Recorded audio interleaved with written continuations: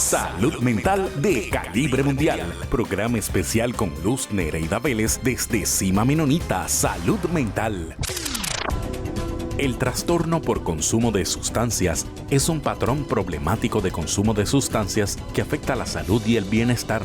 Algunas de las sustancias más comunes incluyen el alcohol, los opioides, fentanilo y marihuana, entre otros. Cima Menonita Salud Mental cuenta con el programa Trastorno por Uso de Sustancias, un programa de intervención temprana que tiene como objetivo promover la recuperación.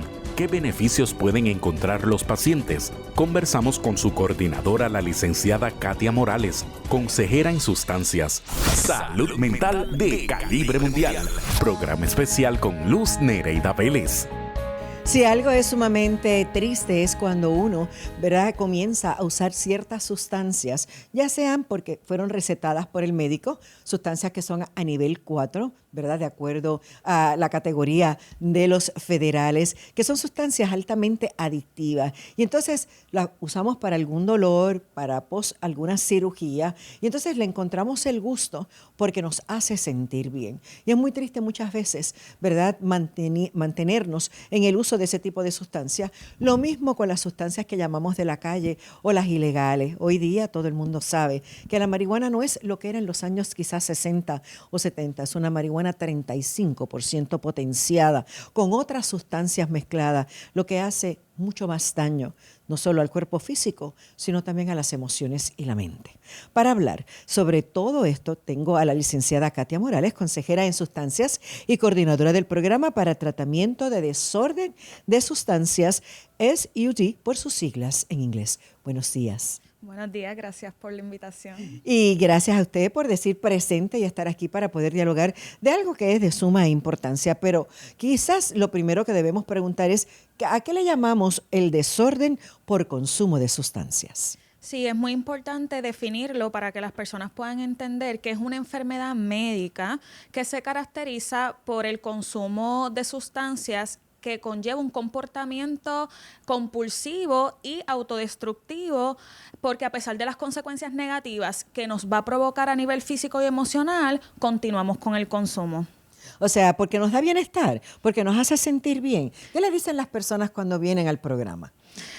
Muchos de los participantes que nosotros atendemos, que va desde los adolescentes hasta los jóvenes adultos y de todas las edades, sí les da un placer y los hace sentir bien en el momento por alguna situación particular, algún factor, ¿verdad?, que les provoca tristeza, depresión, problemas familiares, y al comienzo el consumo en la mayoría de las veces es porque le da una sensación de placer.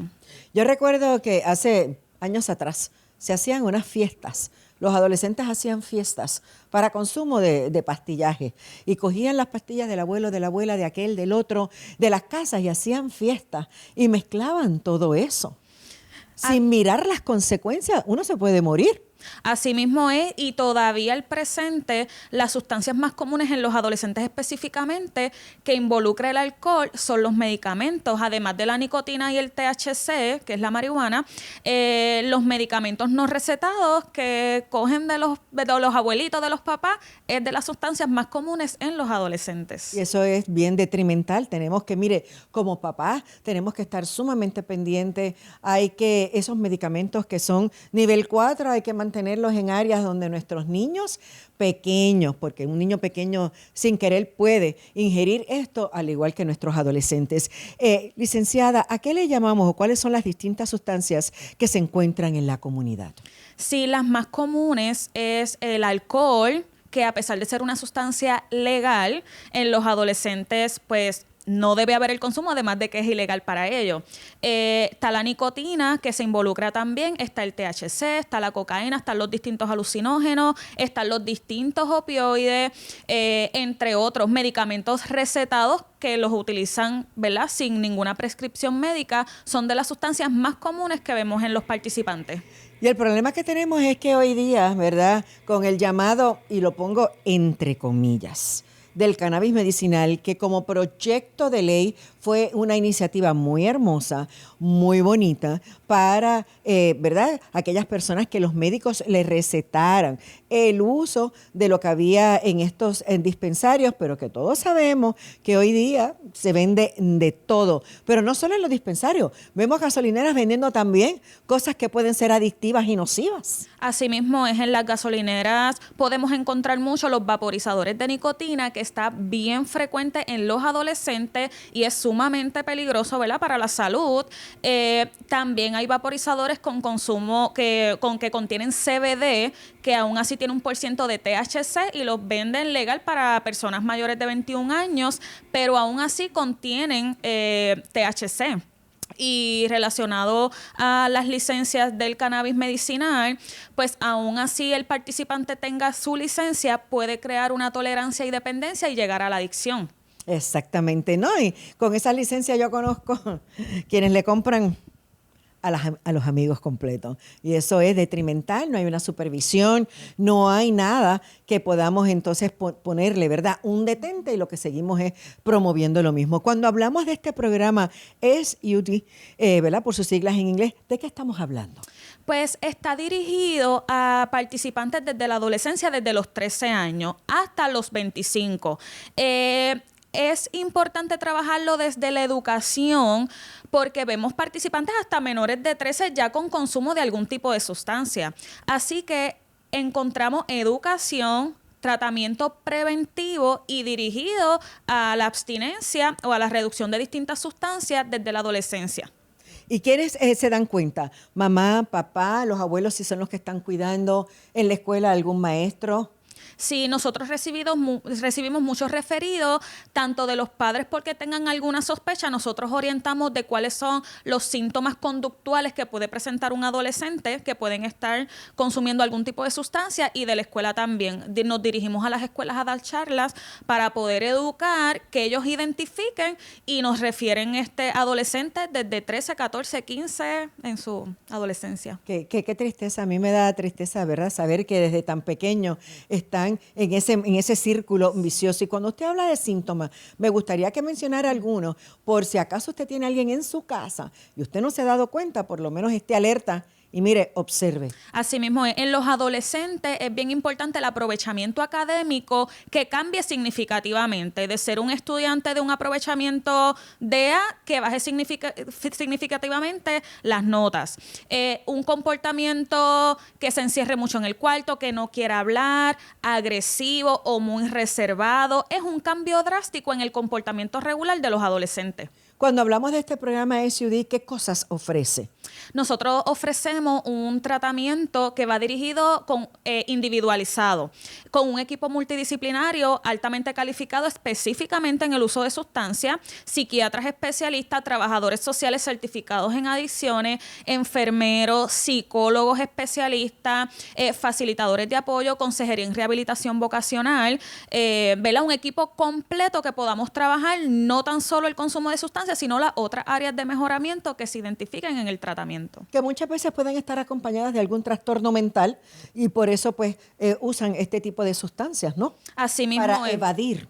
Es correcto. Eso se llama, ¿verdad?, tratamiento concurrente.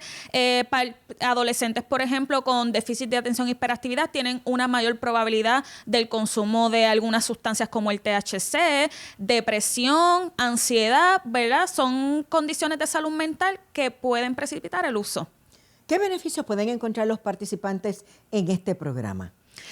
Primeramente, nosotros tratamos de eliminar barreras de acceso, ¿verdad?, como transportación y otras barreras que muchas veces tienen estos participantes, nosotros poder ayudarlos en el proceso, además del tratamiento que ya mencioné, terapias individuales, familiares, terapias grupales, actividades dirigidas a la prevención para lograr la meta final. Y esto lo hacemos que en horario escolar, porque el niño va a la escuela, es un adolescente de 13, 14 años, está en una corriente regular. Así mismo es.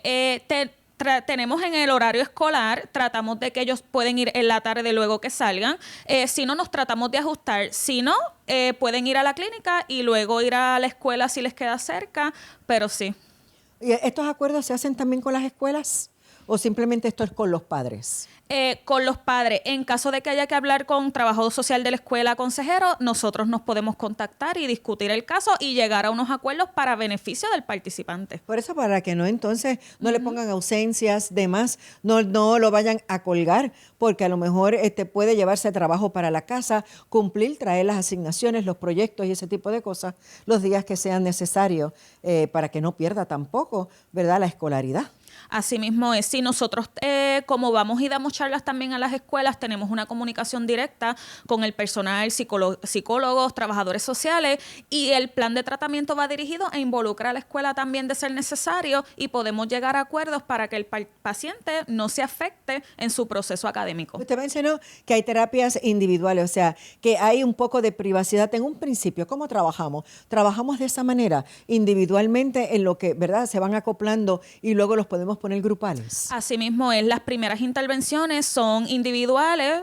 Ahí es donde ocultamos toda la información requerida para establecer el plan de tratamiento.